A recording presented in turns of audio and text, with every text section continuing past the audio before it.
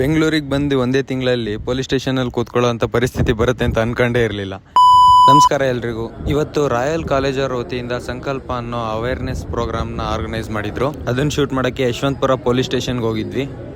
ಈ ಒಂದು ಡ್ರಗ್ ಅನ್ನ ಮೂಲೋತ್ಪಾಟನೆ ಮಾಡಬೇಕು, ಅಂದ್ರೆ ಗ್ರೌಂಡ್ ರೂಟ್ ಇಂದ ಅದನ್ನ ಎರಾಡಿಕೇಟ್ ಮಾಡಬೇಕು ಅನ್ನೋ ಉದ್ದೇಶದಿಂದ ಈ ಒಂದು ಪ್ರೋಗ್ರಾಮ್ಗಳನ್ನ ಹಾಕೊಂಡಿದೆ ಸರ್ಕಾರ ಕೂಡ ಮತ್ತೆ ಪೊಲೀಸ್ ಇಲಾಖೆ ಕೂಡ.